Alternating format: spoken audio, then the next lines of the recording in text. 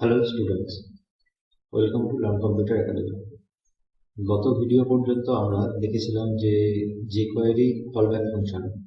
আজকে jQuery আরও একটা বিষয় শিখব, সেটি হলো jQuery মেথড চেইনিং।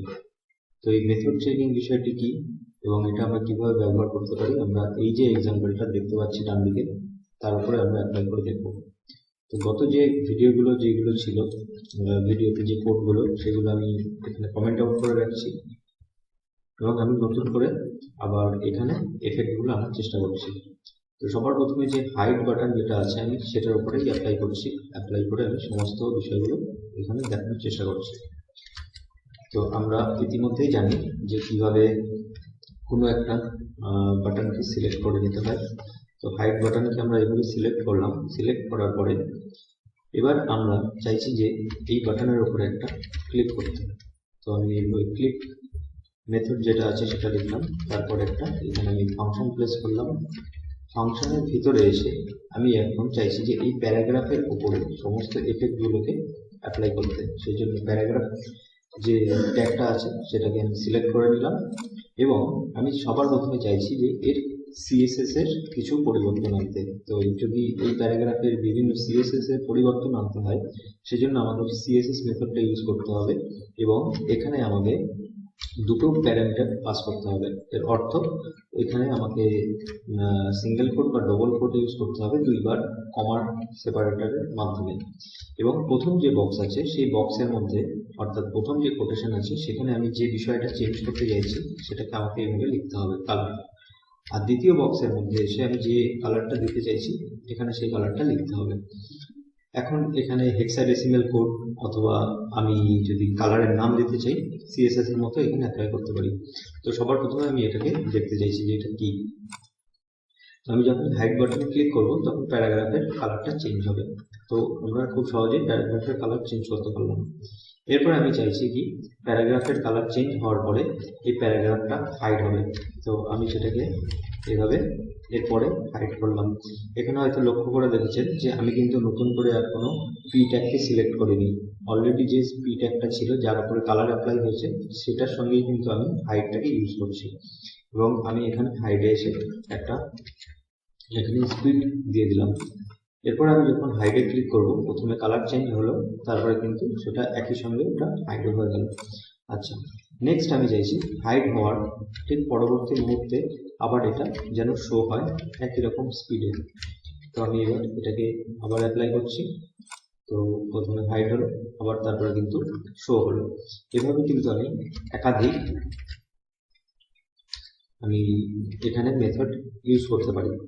ঠিক আছে, তো আমি চাইছি আবার এটা স্লাইড আপ হবে। খেয়াল করে দেখুন। ওকে, তো স্লাইড আপ হওয়ার পরে আমি চাইছি আবার এটা স্লাইড ডাউন করাবো। তো প্রত্যেকটা ইন্ডিভিজুয়ালি কিন্তু আমি নতুন নতুন মেথড এখানে ইউজ করছি। আশা করি এই পর্যন্ত বোঝা যাচ্ছে।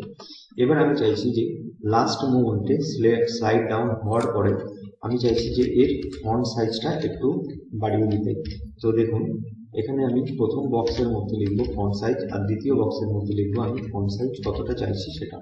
তো প্রথমে যে ফন্ট সাইজ আছে আমরা জেনারেলি এইভাবে কিন্তু সিএসএস এ লিখে থাকি ফন্ট সাইজ, কিন্তু jQuery ক্ষেত্রেও আমরা এইভাবেও লিখতে পারি। এছাড়াও আরেকটা অপশন আছে, আমি যদি প্রথম অক্ষর বড় হাতের এইভাবে প্লেস করি উইদাউট হাইফেন, সেটাও আমি করতে পারি।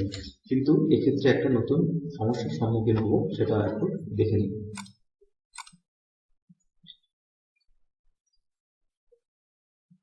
একটা জিনিস নিশ্চয়ই হয়তো খেয়াল করেছেন, সিএসএস এর যে এফেক্ট দুটো আমি দিতে চেয়েছি অর্থাৎ কালার আর ফন্ট সাইজ, সেই দুটো কিন্তু প্রথমেই অ্যাপ্লাই হয়ে গেছে। এই স্লাইড আপ স্লাইড ডাউন এইগুলো হওয়ার কিন্তু অপেক্ষায় ছিল না। তো সেই জন্য আমরা একটা কাজ করতে পারি, এই যে পুরো যে সিএসএস এর এই যে পোর্শনটুকু এইটুকু আমি কাট করে দিচ্ছি। কাট করে আমরা জানি কিন্তু শো এর মধ্যে এসে আমরা একটা কলব্যাক ফাংশন এইভাবে ইউজ করতে পারি। তো এই যে ফাংশনটা আছে ফাংশনের মধ্যে এসে আমি চাইছি ঠিক এই প্যারাগ্রাফের উপরেই যাতে এই এফেক্টটা অ্যাপ্লাই হয়, সেজন্য আমি দিস কিওয়ার্ডটাকে ইউজ করলাম এবং এরপরে আমি সমস্ত মেথডগুলোকে এখানে ইউজ করছি। তাহলে দেখুন এবার কি হবে।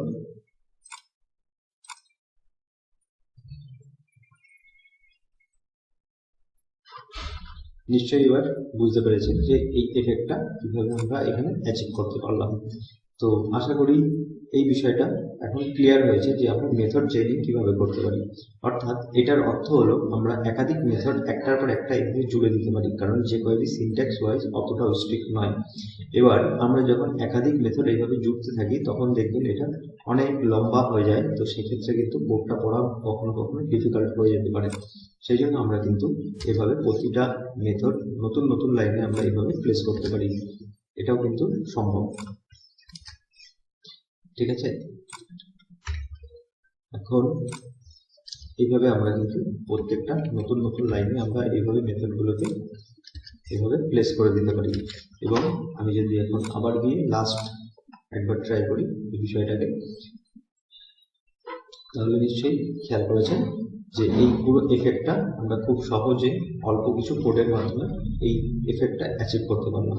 তো আজকের ভিডিও এতটুকুই। আমরা পরবর্তী ভিডিওতে আবার কোনো নতুন বিষয় নিয়ে আলোচনা করব। আমাদের এই ভিডিওটা ধৈর্য সহকারে দেখার জন্য অসংখ্য ধন্যবাদ। ভিডিওটা শুধু দেখবেনই না, নিজে কিন্তু একটু প্র্যাকটিসও করবেন, তবে গিয়ে এটা আপনার মনে থাকবে।